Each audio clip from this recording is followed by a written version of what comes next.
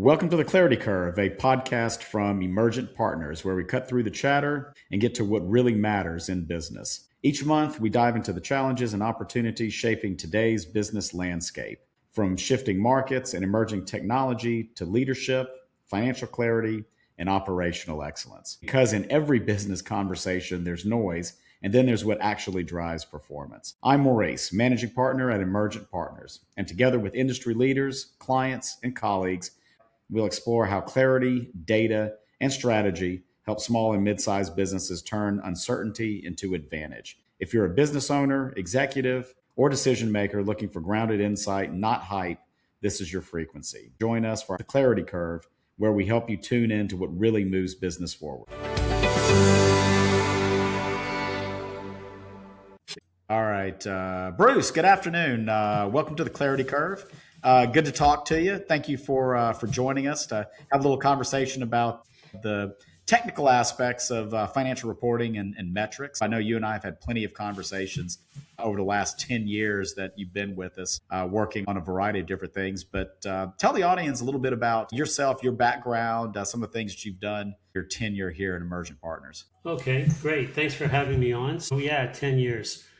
Almost, just a few months. Hard to believe the time's gone fast. Been a nice transition because the first few projects that I did for you were to help some companies with their financial models. Basically, they were too complex, they weren't working, they were outdated, and I went in and helped them upgrade the model so it could be used more quickly. Could do some what-if analysis on the fly for the executive managers so they didn't have to wait for an analyst to take 2 or 3 hours to come back with an answer. We had another situation where a company had grown very quickly through acquisition, but had not integrated all the different companies into one data system. And they needed to gather all that data together to prepare investor documents. And I worked with their team to consolidate that data and provide those investor documents. And that transitioned over into more of a data role to help support Emergent's data implementation projects, or rather the coming in to fix implementations that had not been done correctly. And a lot of that was making sure that the data was structured properly so it could facilitate the upload into the new system. And in the most recent project, took on more of a system project manager role, keeping track of everything that's going on, making sure that everybody was on the same page. So it's been quite a journey. Yeah, it certainly has. And just like anything, everything is evolving and changing nowadays. So staying on top of that and being flexible is good. But Bruce, you have a wonderful broad skill set that's applicable in a lot of different places. So it's always a joy working with you. This work on data, I mean, you hit the nail on the head, is that it's all about data. Everything is all about data. And really, I mean, it starts off with data generation. I mean, how do you generate good data? So many companies, when it comes to either a financial reporting system or an ERP or anything, that you get the age-old additive, garbage in, garbage out, that if you don't get good data in that system, you're not going to get good, accurate data out of it. It really starts with that foundation of having good data in the first place. What do you see as far as situations or types of things that the businesses can do to make sure that they're generating good data from the very, very beginning? It's interesting because with automation, and I'm even talking about the ability to call up a spreadsheet and just start putting things on it, using it like it's a sheet of paper, which it really isn't. That's where the problem starts. Is this really good data? And you and I, in fact, had with one of our clients the particular instance of we went in to take a look at their system that they had just implemented that wasn't working right. And come to find out, first thing we do is let's look at the chart of accounts, let's look at the accounting data. And we come to find out that when they had bought the system originally, nobody had taken a look to make sure that their accounting information was correct in the first place. They decided we're going to buy this new system. The technicians came in. They just moved everything into the new system. And so I like to say, you automate bad data, then you're making bad decisions faster. And so before we could do anything, help them optimize their system, we had to go back and make sure all the accounting information was right. Do you have a good chart of accounts? Does it reflect your business model? Are you categorizing the things correctly? Do you have somebody that's available to you who understands accounting? Because it does make a difference where you debit something to. Just knowing it's a debit isn't enough. And that can just ripple out through accounting statements, financial statements, balance sheets, income statements, as we've seen a couple of times. So the first step is you've got to start with that accounting data. Is this chart set up right? And does the staff know how to do a transaction? And if not, do they have somebody that can guide them through that? Otherwise, it just ripples throughout the whole system, and you can't rely on what the reports are telling you. And the chart of accounts. And even if you're looking at things from a financial point of view, the financial statements are based off the chart of accounts. You've got to have a good, solid chart of accounts that's representative for the business. And so often people use generic charts of accounts. And that's how data flows from the start, from where it's actually physically generated to where it ends up on a financial statement or a management report. And so if it's not being generated correctly, then it's not going to be any good. And you're going to spend a lot of money and a lot of time, and you're going to get something that's not really going to be useful. Chart of accounts is creates the lines on the field, or it creates the lanes in the road that everybody's going to drive in. Really defines the arena, so to speak, that all of this data is going to live and be manipulated. I like to say I have a high tolerance for pain, which is why I don't mind getting into the data, because really it gives a lot of people a headache to look at it. I mean, I've had people tell me, I look at a spreadsheet, I just get a headache, right? But what is not commonly known is with data, you've got to be very discrete, DISCRETE, individual points of data, and not understanding how it works can also cause that. So we talked about the accounting part, but how you structure the data within your system makes a big difference. Because when you start off, it may not matter, but as you try to scale and modify it, and I'll give you an example. If you're trying to track dates, what a lot of people will do is they'll make a column for each month in their data set, in their spreadsheet, like January, February, March. You try to do that. Once you try to scale that, you're going to come into all kinds of messes. It doesn't scale, copy paste, all kinds of problems. You just need month and you put it down, that you specify it that way, as opposed to just laying it out in a cross of a different format. And how discrete or how detailed individual unit of data can you get it down to? That's also important to know, because when you break it down to the smallest part, that's what lets you mix it together so you can do the most accurate and useful analysis and forecasts. You're not necessarily looking as much as at categories. You're looking at individual data points and what are the attributes Exactly of those individual correct. data points. Great minds think alike, because you literally said what I was about to say when it comes to the financial aspects of a chart of accounts. Yes, they have to be structured in a way that makes sense for a financial statement, but they also have to be structured in a way for data to flow. And if you have multiple revenue sources, your chart of accounts needs to be broken out so you can identify those multiple revenue sources. Otherwise, it may be easy when things are not at a large scale, but as things scale, it becomes much more difficult to separate those out and really report accurately, because those individual data points just Right. aren't getting tagged, and they're not getting stuck in the right little places. Go back to accounting and kind of put these concepts together, right?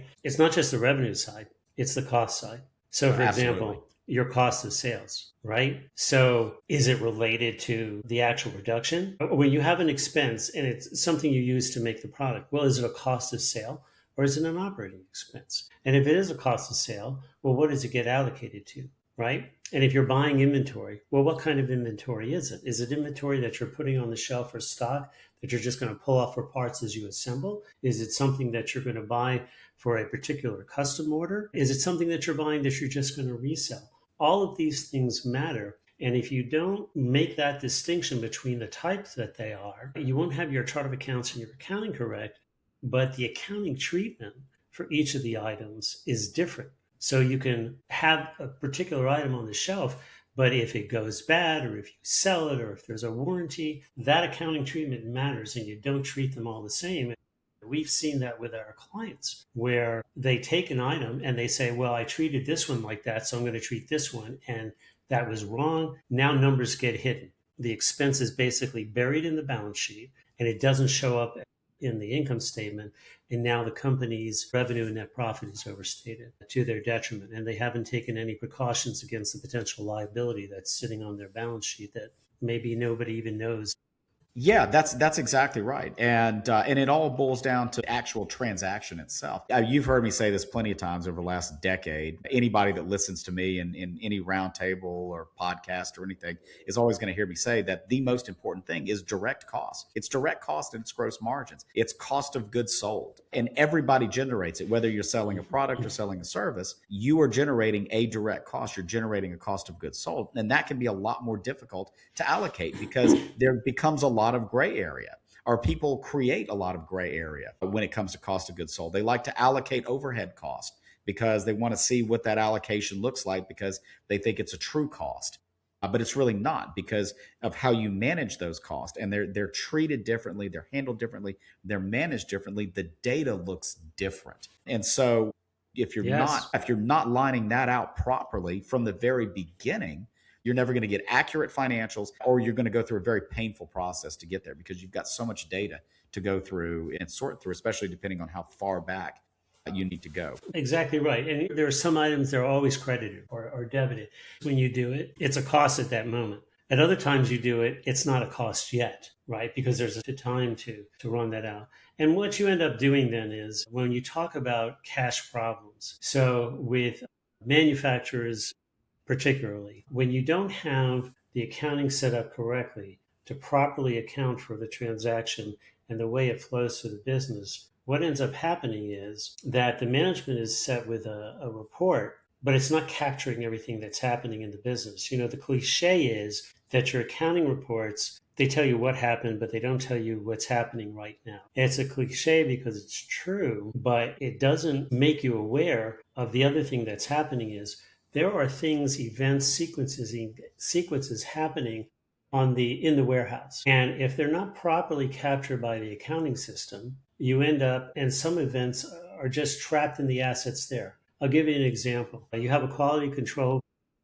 Let's talk about utilization of equipment, which is something that's used in a financial report to help you assess your operational efficiency, which is very important because that has a direct bearing on your cash, right? So let's say it says 87%. Well, that looks good. But what happens if you've got a quality control problem and it turns out that a third of that is product that has come back and has to be reworked?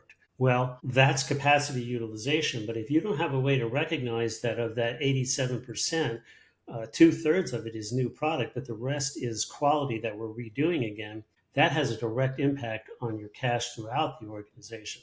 You're not effectively using it. You have quality control issues. You probably have customer service issues. All of these stop you from delivering and your system from working the way that it should. And where does that end up? It costs you more money. And that's why when you look and say, man, where's all my money? I show from an accounting point of view, I was profitable. Why don't I have the cash? Because you're not accounting for it properly. And so it's hiding in all these different places that sometimes your financial reports will show you. Sometimes it's living outside of that. So it's very key. It's all tied together. That is exactly right. And we always say in the ERP world that good systems are built off of good processes. Good processes generate good data. Good data generates a good system, and it generates a good output. But also, good data is generated by an understanding of the transaction, and they're built off of good processes. Everything is tied together. I mean, accounting is not just something that you do to make sure your bills are paid and give you financial statements to send to a bank. It is an integral part in how you run your business. I mean, it's the language of business, to be perfectly honest with you. And it's Yes, something true. that in so many cases it gets overlooked because it's just seen as an extra cost. It's something extra that I have to do. I need to be out there selling my business and figuring out how to grow my business, not figuring out how to account for my business.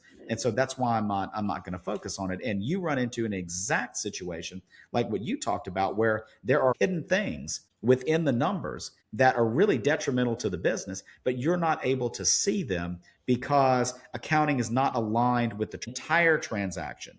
It has to be aligned with how normal transactions go, but how abnormal transactions go. So you have to account for returns. There has to be a process for returns if you're selling or distributing a product. There has to be processes for managing additional cost, unforeseen events, things of that nature. And that all has to be incorporated into it. And it all has to be incorporated into a process for handling it, but then also making sure that the data that that process generates is captured so that you can accurately report on that and understand how those situations are negatively affecting your business. And I just have to rely off of intuition and saying, okay, well, I don't have any cash in the bank. Am I going to go to my salespeople and ask them just arbitrarily, how many returns are we experiencing? How many reworks are we having to deal with your customers? And maybe have them send me a number or something and then say, okay, well, maybe that's an issue. I mean, it's a very haphazard way to do things.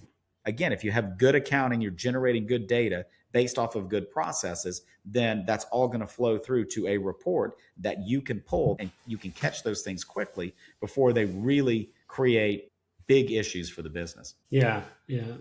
It's funny. I was reflecting the other day. I was talking to somebody, and I thought you have to understand, garbage in, garbage out. Right? What we said at the beginning. You automate a bad process. You just make bad decisions faster. Is all that you do. You don't have reports that are showing you what's truly going on in the business and how things aren't being communicated within and across silos. You're making the right decisions with the wrong data. I can just keep throwing those out to you. But the fact is you have to start always with the process. What is the way that we're doing it and assess each point of that? And I was talking to somebody the other day because I've been 45 years working in business in a variety of capacities. And I said, it's really kind of interesting because now people are going, oh, I can just go ChatGPT. Show me why I'm not profitable in my business. And you'll get something, right? But I thought, it's so interesting. The technology changes, but it doesn't change anything. So when I started, we used checklists. This is the process. Was that done? Was that done? Was that done? Was that done? Yes. Okay, we're good to go. And you use that checklist every single time. It doesn't matter if you do it 5 times a day, because you're going to forget something. And then we moved into spreadsheets, Excel, then Google, and we relied on them to do it. And we automated it so we didn't have to copy and paste. And now we have AI that lets us do everything else. But if you don't have, you and I talked about it when we would talk about Excel, the spreadsheet model or any model has to reflect the business model. So if you have a problem, you really have to come in and say, okay, well, if we're not getting the data and good financial information so that we can do good forecasting and good financial analysis and to help us manage our business, then we really have to ask 2 questions. Is the model structured correctly? Does it properly reflect the underlying business model? Because sometimes it does, sometimes it doesn't. But we also have to ask, how good is the underlying business model? What is the flow of that data? And I want to touch on a central source of truth here, but how does the data get from wherever the action starts to the report that the operations manager or the executive is seeing? What's that process? Is it being siloed? Is it being kept? And one of the things that we deal with a lot is maybe an IT department can't get to it. I need this report in accounting. So I pull stuff out of the ERP and I create my own spreadsheet, and it's operating data. And now marketing needs information. They pull the stuff out of ERP and they create their own spreadsheet. And so what we've got now is multiple spreadsheets. We have multiple mini data sets from which reports are being done, and nobody's coordinating them all. Instead of saying, whoa, what information do I need to be able to financially manage my business? Pull all of it from one place, the reports, and not the other. And that's a big issue that I'm sure you've seen as well, where let's stop making multiple reports from different extractions. Let's just pull everything from one place. Because that duplication of effort, they never reconcile. And it's just a waste of time and money to try to do it. Yeah, well, they don't. You see this in a lot of corporate scenarios where people have worked, corporate FP&A, like you and I both have. In some cases, you're pulling different data, or you're trying to incorporate data from multiple data sets. And there's no guarantee on, how consistent that data is to begin with. And so you're setting yourself up for failure. You're making decisions based upon information that may or may not be correct. And in big complex companies, okay, well, maybe be the norm just simply because of the way things are structured. But in smaller companies, you can't have that mentality. You need to be able to take that information from one good data set. And this is why, again, getting back to the world of ERP implementations, why a lot of these ERP implementations fail is because nobody thinks about how that data is generated at the point of whatever the action is that generates it and flows through that system to that financial report. Because at the end of the day, that's what any system does, is it gives you a report. And that's it. All that fancy Yeah. stuff and all that money spent on it is for you to get reports out of it. Yeah, well, I was on a project before I started working with you. I was a global bank, and they had these contracts for investments. And one section of the contract dealt with how the repayments were going to be made. I would laugh at how overly complex it was, but you needed a spreadsheet to be able to interpret and know when to pay and how much to pay.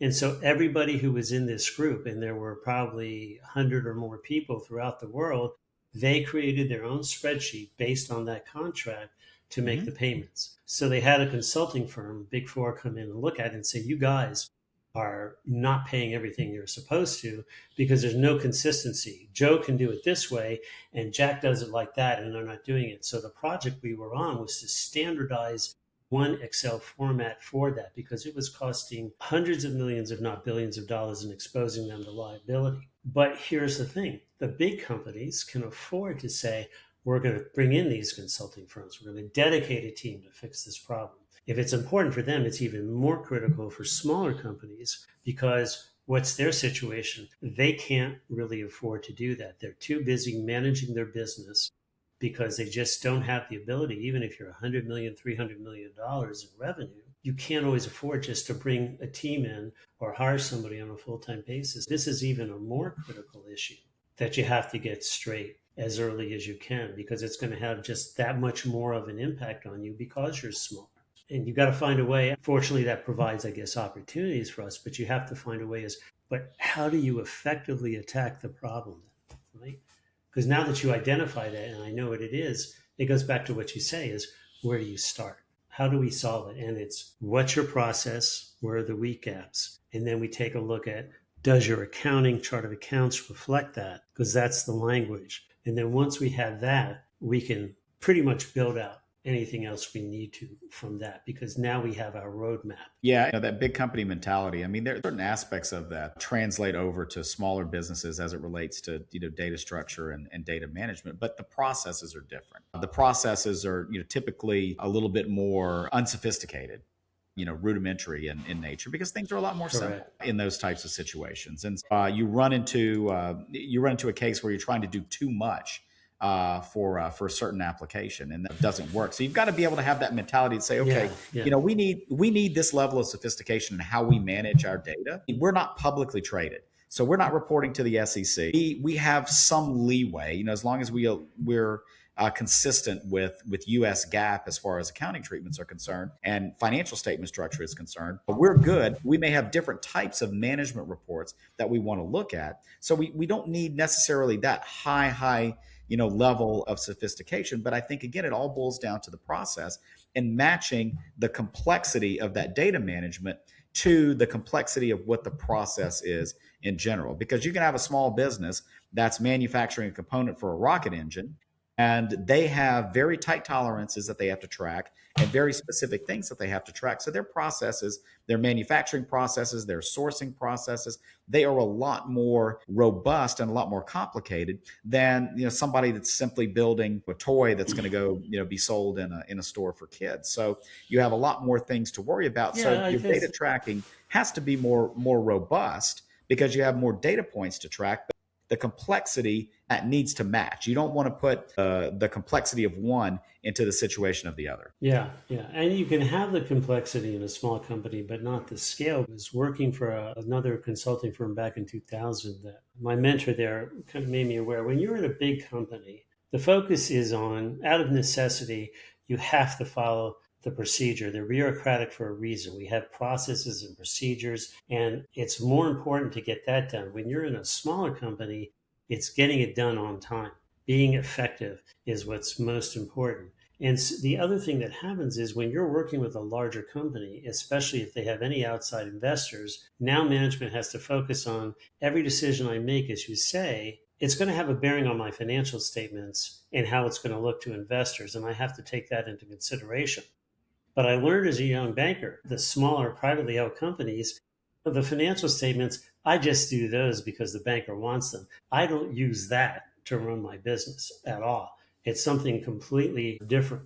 And that's why it's important, because you can just run it with a pad of paper and a calculator. But what we can bring from the big company is like, that's good. Here's a common example that we've both seen, right? A contractor. Well, they don't know how to make the margin. So every job they do, it's 26%. I'm going to lay on top of it. I know I'm covered.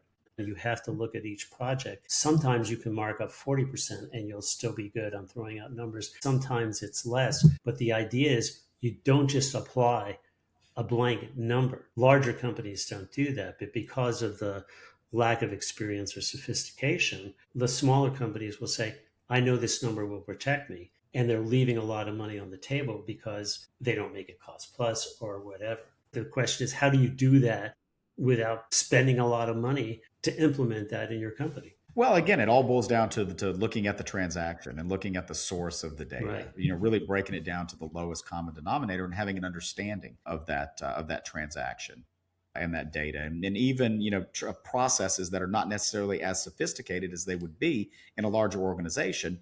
They still need to be understood, and they're still good processes. And you're right. I mean, you may have multiple products, multiple services, or every deal is different depending on what you're trying to do. And yeah, you may have a blanket margin across the board, but there may be certain circumstances where you can increase margins. And if you're not able to capture data and report on that per project basis or per transaction basis, then you're going to miss out on opportunities, or maybe you're going to focus on things that are less profitable as opposed to things that are more profitable, simply because you don't have visibility. Right, and I want to expand on that a little bit, also to the question you asked me originally about what am I seeing that prevents this. Is as the business grows, what works at 500,000 doesn't work at a million. At 2.5 million, you have to change. You just can't continue using what you did to get to the next level. You have to change the structure. You have to change the systems that you use.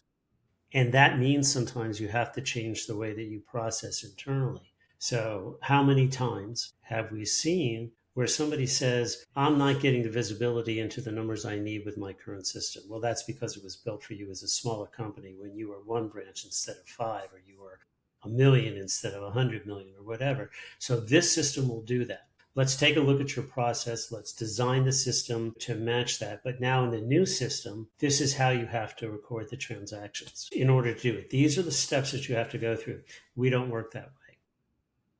Exactly. And so the nice thing about the systems is they can be customized, but if you're not going to use it the way that it's designed, even after it was customized for your particular situation, well, that's something, unfortunately, that you and I just aren't able to fix. Other than, then you're basically paying somebody to come behind you and fix the problems, and then you're still leaving money on the table. That's one of those hidden costs that we were talking about before. When you want to know where does your cash go, where you're paying somebody full time to come clean up because nobody's following the processes. Yes. Because you didn't want to change. When in fact, the fear behind that is the customers won't accept it. And we know the reality is if you deliver your product in good quality on time for a fair price, they don't care what you've done to get it there. Yeah, that's good for us, because I think one of the biggest takeaways from this is that you can look at this simplistically. You can break it down to a lowest common denominator. We can get very, very complicated in how we look at data, how we manage data, how we organize it and tag it.